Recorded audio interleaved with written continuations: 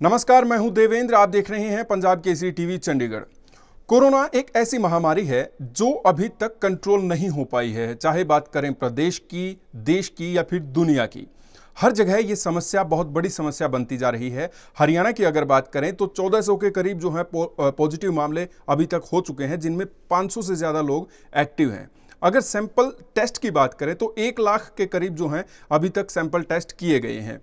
तो तमाम चीज़ों पर आज हम बातचीत करेंगे। जो सैंपल टेस्ट किए गए हैं, क्या वो काफ़ी हैं? सरकार की तरफ से जो कदम उठाए जा रहे हैं, क्या वो काफ़ी हैं? किसानों की जो दुर्दशा हुई है वो क्यों हुई है? कैसे उससे निपटा जा सकता है? आज हमारे साथ हैं कांग्रेस की वरिष्ठ नेता, पूर्व केंद्रीय मंत्री और मौजूदा हरियाणा कांग्रेस की अध्यक्षा कुमारी सैलजा जी। कुमारी सैलजा जी, बहुत बहुत स्वागत है आपका पंजाब केसरी टीवी पर। धन्यवाद। मैम, सबसे पहले मैं जानना चाहूँगा, कोरोना की ये जो बड़ी लड़ाई है, शायद किसी ने नहीं देखी थी इससे पहले की इतनी बड़ी बीमारी। इस बीमारी से लड़ने के लिए जो केंद्र सरकार या फिर प्रदेश सरकार कदम उठा रही है, उनको आप किस तरीके से देखते हैं? क्या वो काफ़ी हैं इस कोरोना की लड़ाई से लड़ने के लिए? ऐसी महामारी आपने बिल्कुल ठीक कहा। पहले ना हमने देखी या हमारे जो बड़े हैं उन्होंने कभी इस तरह का कोई जिक्र किया, और जो हिस्ट्री है उसमें भी हम देख ही रहे हैं कि पिछले कितने दशकों में ऐसा कुछ नहीं हुआ। और अब जो जी। हम आधुनिक भारत में हैं, आधुनिक दुनिया में हैं, एक और डिजिटली दुनिया बहुत ज्यादा आगे जा चुकी है, विकसित हो चुकी है। लेकिन अब ऐसी एक चीज जो सामने आई है, पूरी दुनिया को, हमारे देश को, प्रदेश को झंझोड़ कर रख दिया इस कोरोना महामारी ने। अब क्या हुआ, कैसे हुआ, बहुत सी बातें हुई। हमारी पार्टी ने, हमारे नेताओं ने, राहुल जी ने बहुत सी बातें समय समय पर कही। सबसे पहले कहा कि देख लीजिए लॉकडाउन कब हुआ, कैसे हुआ, इन बातों में अब जाने का कोई मायने नहीं है, कुछ फायदा नहीं है। लेकिन ये जरूर कहना चाहूंगी कि कई चीजें ऐसी होती हैं कि अगर समय पर ठीक से फैसले ले लिए जाएं तो असर शायद जो उसका असर, भयावह असर है, वो थोड़ा कंटेन हो सकता है। तो जहां तक कि हमारे हरियाणा प्रदेश की बात है, तो इसमें मैं कहना चाहूंगी कि तैयारी करने की कोशिश की गई, बहुत सी बातें थी। समय समय पर जैसे समय आता गया, फैसले लेते गए, हमने बहुत से सुझाव दिए। हमने, कांग्रेस पार्टी ने सरकार के साथ पूरा सहयोग किया। पार्टी ने अपने हिसाब से, कांग्रेस जनों ने अपने हिसाब से, हमारे विधायकों ने, हमारे नेताओं ने और जमीन पर हमारे वर्करों ने हर प्रकार से अभी तक सहयोग कर रहे हैं और करते रहे हैं। लेकिन साथ में मैं ये भी कहना चाहूंगी कि कुछ कमियां हैं और उन कमियों की तरफ सरकार को ध्यान देना पड़ेगा जनहित में। और ये समय ऐसा है जो एक, आप समझ लीजिए, पहले कभी नहीं हुआ। और इस स्थिति के साथ कैसे जूझे, सरकार को सबका सहयोग लेना चाहिए, सुझाव लेना चाहिए। और अगर हम कुछ बात कहते हैं तो उसको, इन्हें सकारात्मक रूप से लेना चाहिए और ना कि उसकी क्रिटिसिज्म समझे उसको। तो हमारा ये काम है, मीडिया का ये काम है, हम ये काम करते हैं। इसके अलावा जो फैसले हुए हैं, जैसे टेस्टिंग की बात है, क्या स्केल हो टेस्टिंग का, कहाँ पर हो, क्या हो, बहुत सी चीजें हैं, बहुत सी कमियां हैं जिन्हें हम समय समय पर बताते रहते हैं।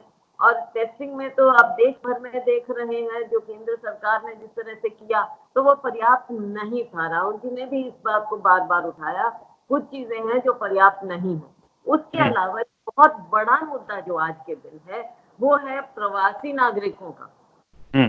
जो हमारे अपने प्रदेश की अगर मैं बात करूं, हरियाणा की, तो खुद बताया सरकार ने कि 8 लाख से ज्यादा लोगों ने अपने आप को पंजीकृत किया कि जो बाहर जाना चाहते हैं, अपने घर, गांव, अपने प्रदेश में जाना चाहते हैं, पंजीकृत किया। लेकिन जिस तरह से उसकी व्यवस्था क्या मैं कहूंगी, कुव्यवस्था कहूंगी, अव्यवस्था कहूंगी।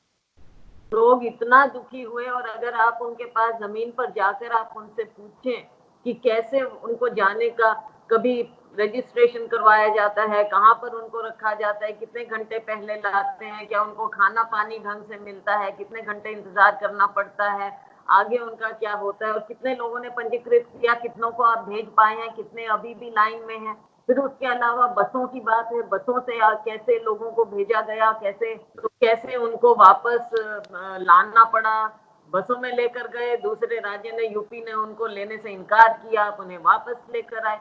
तो इन लोगों की कैसे दुर्गति हो रही है? ये हमारे ही तो नागरिक हैं। ऐसा तो नहीं जी होना चाहिए काम के लिए वो यहाँ पर आए और फिर हम कहेंगे हमारे नहीं है। कोशिश होना चाहिए उनको रखने की, उनको सुविधाएं देने की, ना कि लाइन में वो लगे एक खाने के लिए, एक वक्त के खाने के लिए हर बार लाइन में लगे और उनको खाना ऐसे दिया जाए। ये मेहनत बिल्कुल। का श्लोक, मेहनत किया है, कामगार लोग हैं, हमारी अर्थव्यवस्था में इनका बहुत बड़ा योगदान है, तभी हमारा प्रदेश आगे बढ़ रहा है। तो ये बिल्कुल। भी सब हमारे अपने लोग होते हैं। ये बिल्कुल। आर्टिफिशियल बाउंड्रीज में नहीं जा सकते। फिर इसके अलावा ये तो साफ जाहिर बात है कि स्थिति या आपके प्रबंध पर्याप्त नहीं थे। पर्याप्त होते तो इतनी संख्या में लोग मजबूर क्यों होते कि वो पैदल चल पड़े? बिल्कुल मैम। कहीं ना देखिए, कहीं अगर हम इस कोरोना के दुष्प्रभाव की बात करें या फिर कोरोना के साइड इफेक्ट्स की बात करें, तो सबसे बुरा चेहरा जो था वो प्रवासी मजदूरों का पलायन करना, उनके पैरों पर पड़े छाले, भूख और तमाम चीज़ें, जो भी मजदूरों की वीडियोस सोशल मीडिया पे या वैसे हमने देखी हैं, रिपोर्ट्स में देखा है। आपको क्या लगता है, क्या जो मजदूरों को भेजने का कार्य था ये शुरू में कर देना चाहिए था? जब लॉकडाउन हुआ तो लॉकडाउन, एक तो आप ये बात देख लीजिए कि कोरोना वायरस की खबरें पहले से आ रही थी, लेकिन कारण जो भी रहे राजनीतिक, कभी मध्य प्रदेश सरकार गिराने की बात थी, कभी ट्रंप जी की विजिट की बात थी, तो अनेकों बातें मीडिया में आ रही हैं। समय पर लॉकडाउन होता, लेकिन पर्याप्त तैयारी के साथ लोगों से बातचीत होती, जो जाना चाहते थे उनका प्रबंध किया जाता। तो हर तरह से सरकार को सोच समझ कर करना चाहिए था। आनन फानन में हुआ, हम ये नहीं कह रहे हैं कि गलत हुआ, लेकिन आनन फानन में हुआ। उसे आप देख लीजिए कि लाखों लाखों प्रवासी नागरिक हमारे ही देश के वो किस हालत में पहुंच गए हैं। और जो आपने बात कही देवेंद्र जी, मैं इससे जुड़ी हुई जो आपने बात कही है इसी में से निकलती है कि इनका चेहरा आज के दिन आ रहा है कि कितनी तकलीफ में ये लोग हैं, कितनी तकलीफ में है। पाँव में छाले, जूते टूट रहे हैं, बच्चों का क्या हाल, तपती धूप, गर्मी, ये सारी बातें मुझे समझ में आ रही है, हम देख रहे हैं। लेकिन बहुत सी बातें हैं जिनका चेहरा ऐसा नहीं लगता, लेकिन उनकी पीड़ा इनसे कम नहीं है। जैसे कि मिसाल के तौर पर हमारे यहाँ पर हरियाणा में अगर छोटा उद्योग, लघु उद्योग, जो हमारे ये लोग काम कर रहे हैं, अपनी दुकानें, दुकानदार हैं, उनका कार्य जो खत्म हो गया है इतने महीने से, बिल्कुल जो उनकी पीड़ा है, उनके शायद पांव के छाले नहीं दिखेंगे, दिखाने के लिए शायद उनकी चीज नहीं होगी, लेकिन उनकी पीड़ा मैं समझती हूँ कि कम नहीं है। जो बेरोजगारी हमारे लोगों की भी, जो कोई भी नागरिक है, वो चाहे वो हरियाणा के रहने वाले हैं, चाहे ये प्रवासी नागरिक हैं, सब नागरिक हैं, तो किसी की भी पीड़ा किसी से कम नहीं है। और फिर आज के दिन देख लीजिए, युवा हैं, आप खुद युवा हैं, आप समझ सकते हैं युवाओं की पीड़ा कि नौकरियां नहीं मिल रही। प्राइवेट सेक्टर, निजी क्षेत्र की नौकरियां ऐसे खत्म हो रही हैं, नई नौकरियां कहीं आपको नजर नहीं आ रही, सरकारी नौकरियां आप बंद कर रहे हैं, जो कॉन्ट्रैक्ट पर थे उनको आप छुट्टी दे रहे हैं। तो ये इस तरह की स्थिति आज जो हमारे राज्य में आ गई है, अब देख लीजिए एक रिपोर्ट के मुताबिक 43% पर आ गई है बेरोजगारी। तो इनकी क्या पीड़ा कम है? और फिर आप आगे अगर पूछना चाहें किसानों पर हम आएंगे, उनकी बात करेंगे, लेकिन हमारी जो मांग है, हमने आज कांग्रेस पार्टी ने एक प्लेटफॉर्म चुना है, speak up India online campaign हमने चलाई है, जिसमें लाखों लाखों लाखों लोग जुड़ रहे हैं और अपनी पीड़ा बता रहे हैं, अपना अनुभव बता रहे हैं। कांग्रेस जन है, नॉन कांग्रेस जन है, आम नागरिक हैं, सब अपनी बात बता रहे हैं। ये इसलिए है कि स्पीक अप इंडिया की हम लोगों की आवाज सुने और वो आवाजें जो आज के दिन दबी हुई हैं, वो इस प्लेटफॉर्म, कांग्रेस के प्लेटफॉर्म के माध्यम से उजागर हो उनकी बात, और हम सरकार के कान खोलें, सरकार की आंखें खोलें, आम नागरिक की हम बात पहुंचा सके। तो आज हमने ये कैंपेन किया 11 से 2 बजे तक। लाखों लाखों लोगों ने, अभी मुझे एग्जैक्टली नहीं पता, लेकिन बहुत लोगों ने बहुत बड़ा कैंपेन इसमें भाग लिया है, अपनी पीड़ा बताई, मुद्दे बताए हैं। तो ये एक जरिया हमने बताया है। इनमें एक जो बात है, चलिए आप पूछिए, मेरा लंबा हो गया, आप पूछिए। मैं ये जानना चाह रहा था, आपने लघु उद्योगों की बात की है, हरियाणा की बात करें या पूरे देश की बात करें, दुकानदार होते हैं लगभग ज़्यादातर दुकान जो होती हैं वो किराए पे होती हैं। तो शुरुआत में सरकार की तरफ से कहा गया था कि मकान मालिक जो है मकान का किराया ना लें अगर कोई किराएदार है। तो दुकानों में भी सेम समस्या है, उनकी 2 महीने से दुकान नहीं खुली, खर्चा पानी चलाना भी मुश्किल है। तो एक तो ये तरीका हो सकता था कि किराया माफ़ कर देना या फिर कोई और अल्टरनेट। और क्या लगता है आपको कि सरकार और क्या कदम उठा सकती थी लघु उद्योगों के लिए और दुकानदारों की जो है आर्थिक हालत को ठीक रखने के लिए? लघु उद्योगों के लिए सरकार ने बहुत लंबी चौड़ी, जैसे इनकी आदत है, बात करते हैं और खोखली बातें करते हैं। 20 लाख करोड़ का पैकेज ये दे रहे हैं, हमें बताएं तो सही कि ये सबके लिए इसमें क्या है। लघु उद्योग का की अगर हम मिसाल लें तो आप बताइए उनको क्या दे रहे हैं। आप तो लोन देना चाह रहे हैं। लोन का क्या मायने होता है देवेंद्र जी? जो आज के दिन मर रहा है उसको रोटी चाहिए, ये नहीं कि आपको हम 4 दिन बाद आप पहले गेहूं उगाना, फिर उसका आटा बनाना और फिर आप आत्मनिर्भर होना और फिर अपना पेट खुद भरना। ये कोई मतलब नहीं है, ये पैकेज का कोई मतलब नहीं है। आज जिसे भूख है उसे आज चाहिए। दुकानदार की आपने बात की, दुकानदार को आप देख लीजिए, मालिक मकान जो है, जो ये दुकान किराए पर दे रहे हैं, ठीक है, 1 महीना वो कर देगा, बाद में उसको भी तो अपनी आमदनी चाहिए। दुकानदार है, उसको आपने कह दिया कि आपके यहाँ जो कामगार हैं उनको आप तनख्वाह दीजिए, 1 महीना दे देगा, बाद में उसके पास ही जब कुछ पैसा नहीं है, छोटा काम करने वाला वो है, तो वो उनको कैसे उनकी सैलरी उनको दे देगा? दे नहीं पाएगा तनख्वाह उनको। तो ये सब लोग एक से एक आगे। फिर दुकानदार की बात लीजिए, दुकानों की बात लीजिए, कमर्शियल प्रॉपर्टी टैक्स सरकार को माफ करना चाहिए। और जो जिन्होंने लोन लिया है, इंटरेस्ट आप कह रहे 3 महीना बाद आप दे देना, तो वो लोन कहाँ से देगा जब कमाई नहीं है? लोन आप माफ कर दीजिए। तो ये बहुत सी क्या चीजें हैं जो सरकार को सीधा पैकेज ना दें, लोगों के हाथ में पैसा दें, चाहे वो हमारे दुकानदार हैं, चाहे दूसरे गरीब लोग हैं। कांग्रेस पार्टी ने, राहुल गांधी जी ने तो कहा है, आग्रह किया है, हम डिमांड रखते हैं कांग्रेस पार्टी वाले लोग, हम देश के हित में कि सबके लोगों के हाथ में आप पैसा दीजिए, फौरी रूप तुरंत आप 10,000 रुपया सबको दीजिए जो इनकम टैक्स नहीं दे रहे, या जो गरीब लोग हैं उनको फौरी तौर पर दीजिए, तुरंत 10,000 रुपया दीजिए और अगले 6 महीने के लिए उन्हें 7500 रुपया उनके खातों में दीजिए। ये अर्थशास्त्री भी कह रहे हैं, देश में, दुनिया में कितने देशों ने ये किया है, तो हम अपने देश में क्यों नहीं कर सकते? उनको आप का सपना देते हो, उनके हाथ में भी दे दीजिए कृपा करके। तो हमारे सुझाव हैं, हमारी डिमांड है, आप उनको सुनिए, प्रवासियों को अपने घर पहुंचाइए, लोगों के हाथ में पैसा दीजिए, और जो हमारे गरीब लोग हैं अपने घर जा रहे हैं, गांव में रह रहे हैं, उनको मनरेगा में अब 200 दिन का काम दीजिए। ये हमारी डिमांड है, लोगों के हित में डिमांड है हमारी। एक मैम आपने युवाओं की बात की है, युवाओं की अगर बात करें काफ़ी संख्या में छात्र हैं यूनिवर्सिटीज़ में, कॉलेजेस में, तो उनके एग्ज़ाम्स की बात जो है अब कही जा रही है कि 1 जुलाई से जो है अब एग्ज़ाम उनके होंगे। कल एनएसयूआई के स्टेट प्रेसिडेंट है दिव्यांशु बुद्धिराजा, उन्होंने राज्यपाल को एनएसयूआई की तरफ से एक ज्ञापन सौंपा है कि ये एग्ज़ाम ना लेकर जो अगला सेमेस्टर है या फिर अगली क्लास है उनमें बच्चों को प्रमोट कर दिया जाए। आपको क्या लगता है, क्या ये सही डिसीजन है कि उनके एग्ज़ाम लिए जा रहे हैं, हालांकि सिलेबस उनका पूरा नहीं हो पाया था और काफ़ी लंबे टाइम से कॉलेज बंद थे? मैं मानती हूँ कि ये बिल्कुल जायज मांग की है हमारी एनएसयूआई ने, और मैं पूर्ण रूप से उनका समर्थन करती हूँ, क्योंकि इतना जो वक्त निकल गया तो उसमें उनको उसका हर्जाना मत डालिए, आगे कीजिए, बच्चे पढ़ेंगे, अगला सेमेस्टर पास कर लेंगे, उसमें कौन सी दिक्कत की बात है? आगे पास करके वो पढ़ेंगे, मेहनत करेंगे जिसने पढ़ना है। तो लेकिन ऐसी आपदा आई है, उसके लिए कृपया उन्हें दंडित ना करें। बड़ी मुश्किल से वो बच्चे पढ़ने आते हैं, उनके माँ बाप इतनी मेहनत करके उनकी फीस भरते हैं, उनको बाहर भेजते हैं घर से, तो समय जो निकल जाएगा उसका हर्जाना पूरा नहीं होगा। इसलिए कृपया मैं पूर्ण रूप से एनएचयूआई के मांग की समर्थन करती हूँ। एक आप किसानों के धरने प्रदर्शन में शामिल हुए हैं, मेरा पानी मेरी विरासत जो योजना चलाई है उसके खिलाफ।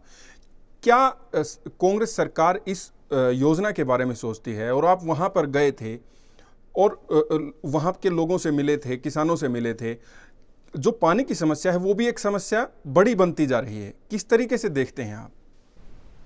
कि पानी की समस्या से कोई इनकार नहीं कर सकता, आपको मैं याद दिलाना चाहूंगी, आपके माध्यम से दर्शकों को याद दिलाना चाहूंगी और सरकार को भी याद दिलाना चाहूंगी कि कांग्रेस पार्टी के समय में भूजल संरक्षण के लिए, उसके रिचार्ज के लिए एक बहुत बड़ी स्कीम बनी थी दादूपुर नलवी की, आपको ये याद दिला दूं, उसे रिचार्ज करना था।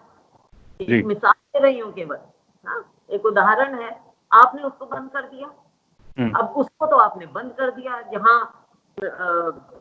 400 से ज्यादा करोड़ रुपया, शायद 450 के करीब करोड़ रुपया खर्च हो चुका था। फिर आपको एकदम लगा कि हम तो इतना पैसा नहीं देंगे, क्यों दें हम पैसा, और आपने वो स्कीम वापस कर दी अपनी तरफ से, एकदम एक तरफा स्कीम बंद कर दी। अब वो उन किसानों का क्या होगा जिनकी जमीन आपने ली थी? उन किसानों का क्या होगा जिनके आपने वापस कर दिया और कह रहे हैं आप दोबारा इसमें बिजाई करो? कैसे करेंगे जहाँ पे नहर खोद चुकी हो? और कैसे होगा भूजल का रिचार्ज? कैसे होगा? फायदा क्या होगा? आप बल्कि उल्टा किसानों को ही प्रताड़ित कर रहे हैं। आप कह रहे हैं कि आप धान नहीं उगा सकते, उसकी फसल नहीं उगा सकते, इन ब्लॉक्स का आपने नाम दे दिया। तो ये जो ब्लॉक्स हैं, इनमें आप कह रहे हैं कि जो पट्टे पे जमीन, पंचायती जमीन, आप मुझे बता दीजिए, पट्टे पे जमीन, पंचायती जमीन कौन लेता है? गरीब मार्जिनल फार्मर लेता है। तो उसके पेट पे तो लात मार रहे हैं। वो आमदनी दे सकता, वो गरीब का गरीब मेहनत करे, एकदम आप कह दें कि यहाँ पर तो मक्का उगाइए। आपने पिछले साल भी 7 ब्लॉक्स में ये फैसला लिया था, तब कुछ और नाम था, रोज नाम बदल देते स्कीम का, तब भी पानी बचाने के बहाने, और कहा मक्का उगाइए, हम आपको सब्सिडी देंगे, हम आपको बीज देंगे। बता दें, 2000 रुपया देना था, उन्होंने दिया कितनों क्या? कितने लोगों को, कितने किसानों को फायदा हुआ? कितने बीज उसमें फेल हुए बताइए? कितना खराब बीज मिला? तो जब वो स्कीम तो आपकी सफल नहीं हुई, ऐसे समय में जो मैं पहले कह रही थी देवेंद्र जी, ये आपदा का समय, आप क्या नए फैसले लेकर आ रहे हैं? क्यों ऐसा कर रहे हैं हमारे अन्नदाता के साथ? हम धरने पर बैठे, हम सांकेतिक धरने पर, सुरजेवाला जी और मैं सांकेतिक धरने पर बैठे, कल फतेहाबाद में, उससे पहले वो खुद सीमन गुला चिका में वो बैठे थे। तो ये सांकेतिक इसलिए है क्योंकि आज के दिन कोरोना का कुछ वो पाबंदियां हैं, तो ज्यादा लोगों को नहीं आना चाहिए।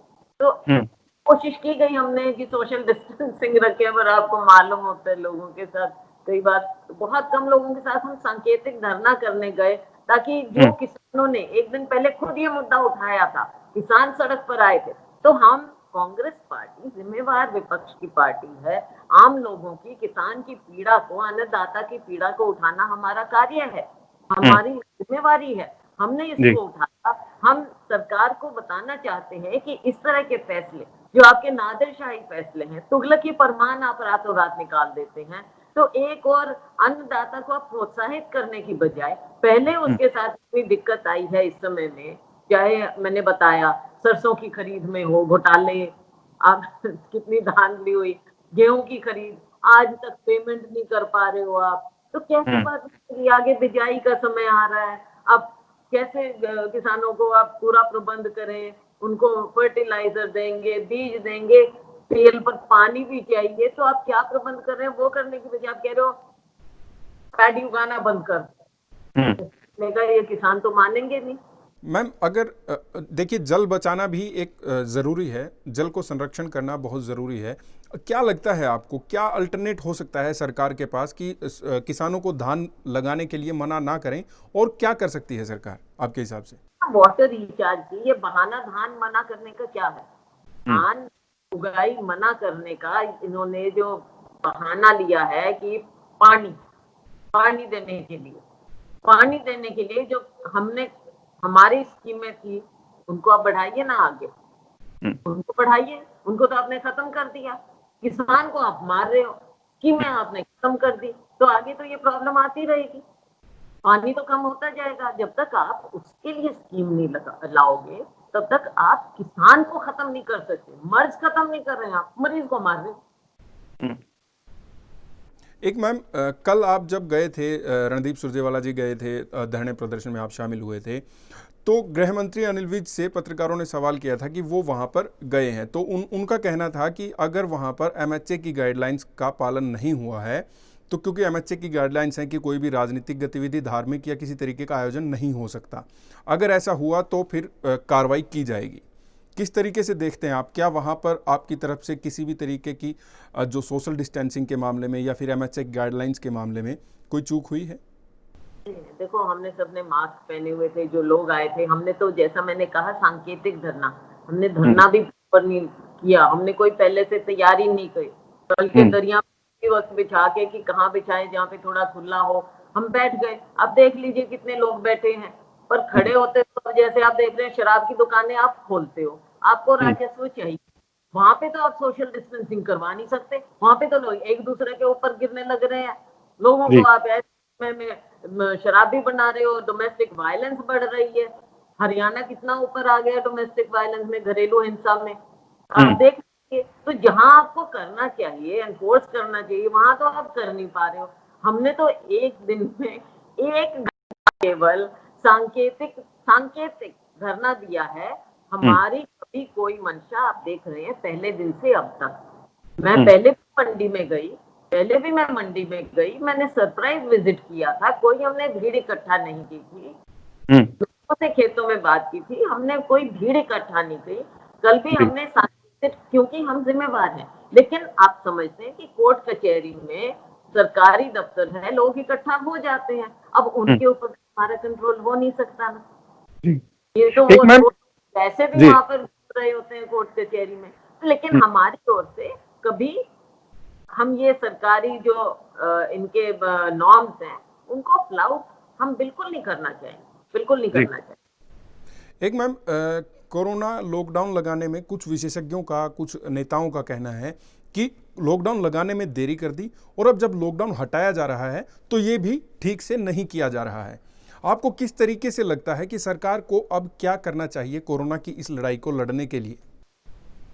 ऐसा है, ये कोरोना तो लंबे समय तक चलेगा, लंबे समय तक चलेगा। राहुल जी ने विशेषज्ञों से भी बात की, खुली बात की, और राहुल जी ने ये बार बार राहुल जी पूछे हैं कि कृपया कृपया करके सरकार देश को बता दे। हम नहीं कह रहे हमको बताइए, हमारी तरफ आपकी कोई बहुत जवाबदेही नहीं है, हम जानते हैं हमारी बात को कैसे, लेकिन देश के प्रति आपकी जवाबदेही, लोगों को आप बताइए कि क्या आगे रोड मैप होना चाहिए, कि लॉकडाउन भी आप खत्म करें और उसके बाद लोगों का काम भी शुरू हो, किस तरह से शुरू हो, और ये जो पैकेज है इस तरह की बरगलाने वाली बात ना करें, ठोस बात करें। लोगों की टेस्टिंग कैसे होगी, कोई इसके स्टैंडर्ड कैसे मेंटेन करेंगे, टेस्टिंग भी होगी तो क्वारंटीन का क्या हाल हो रहा है आप देख रहे हैं, क्वारंटीन में लोग ऐसे बेचारे भागते हैं वहां से, वहां पे जो हाल है।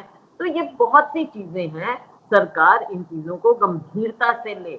उद्योग कैसे शुरू करेंगे, छोटा लघु जो हमारा उद्योग है, जो लोग अपना काम कर रहे हैं, दुकानदार कर रहे हैं, उनका कैसे करेंगे, और सबसे ज्यादा जैसे जो हमारे फ्रंट लाइन वॉरियर हैं, डॉक्टर हैं, नर्सेज हैं, हमारे पैरामेडिक्स हैं, हमारे सफाई कर्मचारी हैं, हमारे पुलिस वाले हैं। पुलिस वालों को देखिए गर्मी में बेचारे हैं, अभी गुड़गांव में कितने संक्रमित हो गए। तो ये बहुत बड़े चैलेंज हैं। अगर इन चीजों को गंभीरता से सरकार नहीं लेगी और पॉलिसी नहीं लेकर आएगी तो इस तरह की बातें होती रहेंगी, लोग भी आपसे सवाल करेंगे, और विपक्ष होने के नाते हम भी सवाल करेंगे, और मीडिया होने के नाते आप भी सवाल करेंगे। सवाल पूछना कोई क्रिटिसाइज करना नहीं होता, सवाल पूछना होता है कि आप स्थिति बताइए ऐसी महामारी से लड़ने के लिए आगे देश में आपका, प्रदेश में रोड मैप क्या है, वो जनता के सामने रखिए, जनता के दरबार में रखिए, ताकि सभी लोग उसकी तैयारी करें। बिल्कुल।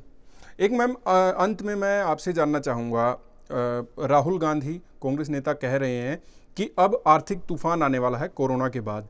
पिछले दिनों हम महाराष्ट्र के पूर्व मुख्यमंत्री पृथ्वीराज चौहान से पंजाब केसरी बातचीत कर रहा था, उनका भी यही कहना था कि अभी हालात जो हैं वो खराब हो सकते हैं आर्थिक तौर पे अगर देखा जाए तो।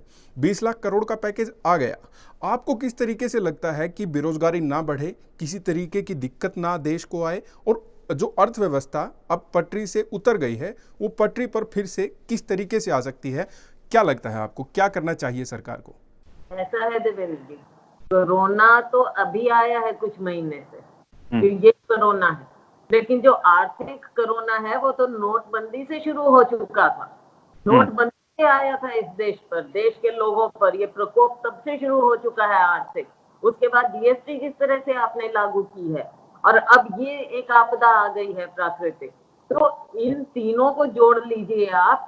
ये जो कोरोना के साथ जुड़ी हुई आर्थिक कोरोना है, इससे कैसे जूझेगी सरकार? केवल अनाउंसमेंट, केवल ये घोषणा करना कि 20 लाख करोड़ का पैकेज है, ये तो आंकड़े आप हमेशा देते रहे हैं। 80,000 करोड़ रुपया पैकेज फलानी जगह, इतने हजार करोड़ रुपया, इतना लाख करोड़ रुपया फलानी जगह।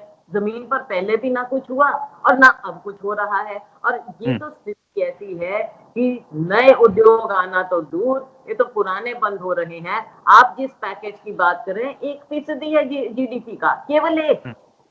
देखने में, सुनाने में आपको लगता है क्योंकि मार्केटिंग के माहिर है ये सरकार, भारतीय जनता पार्टी, तो ये मार्केटिंग स्ट्रैटेजी भूलकर असली स्ट्रैटेजी पर जो राहुल जी ने कहा है, आप बताइए कि आगे के लिए आपका क्या ब्लूप्रिंट है? उद्योगों को कैसे रिवाइव करेंगे? लोगों को नौकरियां कैसे मिलेंगी? लोग काम पे जाएंगे कैसे? उनमें आप विश्वास कैसे पैदा करेंगे? जो लोग अपने अपने गांव में वापस चले गए हैं, आगे उनके साथ आप कैसे डील करेंगे? हमने तो कहा है ना, हमने तो मांग की कि आप फौरी तौर पर उनके खाते में पैसा दीजिए, मनरेगा शुरू कीजिए। हमने बातें रखी हैं उनके सामने, तो उन चीजों पर कृपया ये सरकार ध्यान दे। और जो लघु उद्योग दोबारा से स्टार्ट करना है, किक स्टार्ट करना है, उसके लिए भी आप सोचिए कि उनको लोन आगे मत दीजिए।